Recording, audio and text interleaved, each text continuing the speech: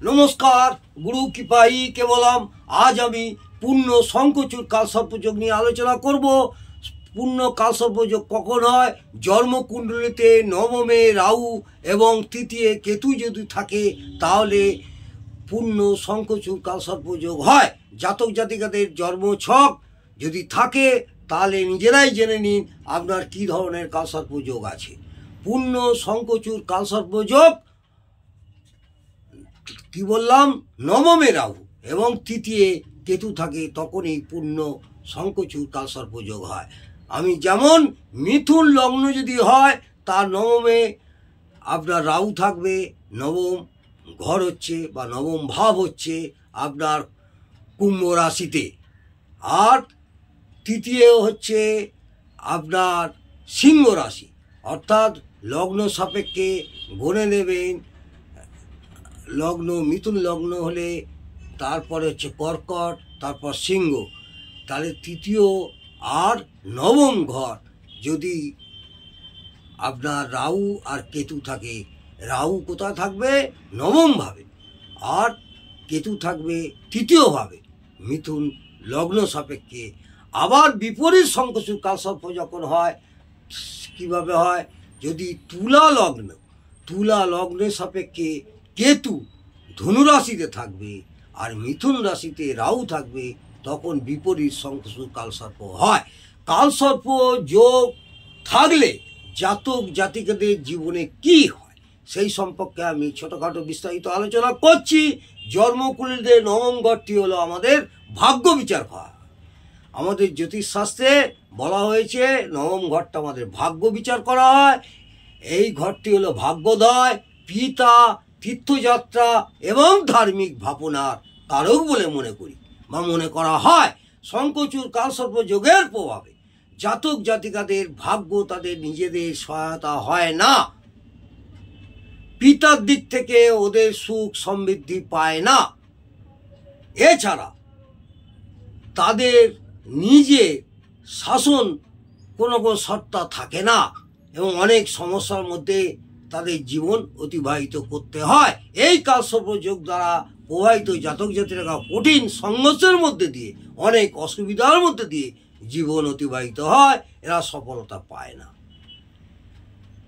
এই প্রকারের জাতক জাতিকারা প্রায় নিজের পিতা, পরিবার, গুরুজনদের স্থানীয় কাছ থেকে মতভেদের কারণে সমস্যা এবং মানসিক চিন্তা ধীরে ধীরে তাদের গ্রাস করে ফেলে এবং মনোকষ্ট পায় এইসব জাতক জাতিকারা।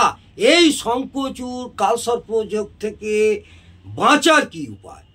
এই কালসর্প যোগে অনিষ্ট প্রভাব থেকে বাঁচারও উপায় আছে। সেই বাঁচার উপায়গুলো আপনাদের একটা একটা করে বলছি, মন দিয়ে শুনুন। যেসব জাতক জাতিকাদের কালসর্প যোগ আছে, পূর্ণ শঙ্খচূড় কালসর্প যোগের জাতক জাতিকারা বাড়ির প্রধান দরজার রূপোর স্বস্তিক চিহ্ন লাগাবেন।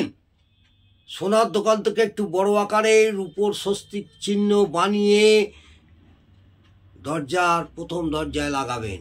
পঞ্চমী তিথির দিন সাপুরদের যতটা সম্ভব দান করবেন, দক্ষিণা দেবেন এবং সাপেদের দুধ খাওয়াবার পয়সা দেবেন। তাতেও অনেকটা আপনারা সফল হবেন। এছাড়া এই কালসর্প দ্বারা প্রভাবিত জাতক জাতিকারা মহামৃত্যুঞ্জয় মন্ত্র নিয়মিতভাবে প্রত্যেক দিন স্নান করে শুদ্ধ বস্ত্রে শিবলিঙ্গের সামনে বসে জপ করতে হবে। তার ফলে আপনারা আশানুরূপ ফল পাবেন। তা এছাড়া সমস্ত বিধি বিধান মেনে নিয়ম অনুসারে কালসর্প যোগ শান্তি যজ্ঞ করতে হবে, তাহলেও আপনারা কালসর্প যোগের আশানুরূপ ফল পাবেন। এছাড়া পঞ্চমী তিথিতে কালসর্প যোগ শান্তি যন্ত্র ঘরেতে বসিয়ে স্থাপিত করবেন। সেখানে আপনারা প্রত্যেক দিন মহামৃত্যুঞ্জয় মন্ত্র পাঠ করবেন, দেখবেন আপনারা আশানুরূপ ফল পাবেন। লাস্ট আমি আরেকটি নিরাময়ের উপায় বলছি। জাতক জাতিকাদের যাদের কালসর্পযোগ আছে, পূর্ণ শঙ্খচূড় কালসর্পযোগ আছে, তারা 108টি কয়লার টুকরো নেবেন। যে কয়লা আমরা রান্না করতাম এখন সব গ্যাস হয়ে গেছে। যেখানে কয়লা পাওয়া যায়, যেসব দোকানে এখন অনেক জায়গায় পাওয়া যায়, ছোট ছোট 108টি কয়লার টুকরো নেবেন। প্রবাহিত জলে অর্থাৎ নদীতে স্রোতের জলে, জোয়ারের স্রোতের জলে 108টি কয়লার টুকরো আপনারা ভাসিয়ে দেবেন। এবং টুকরোগুলো ছুঁড়ে ফেললে হবে না, একটা একটা করে দেবেন এবং আপনার মনস্কামনা জানিয়ে 108টি কয়লার টুকরো দেবেন। একবারই দিতে হবে, দেখবেন আপনারা আশানুরূপ অনেক ফল পাবেন। এই পূর্ণ শঙ্খচূড় কালসর্পযোগ থেকে আপনারা অনিষ্ট যে প্রভাব, তার থেকে আশা করি 99 ভাগ বাঁচার উপায় আপনারা এই বললাম, অনেকটাই আশানুরূপ ফল পাবেন। নমস্কার, জয়।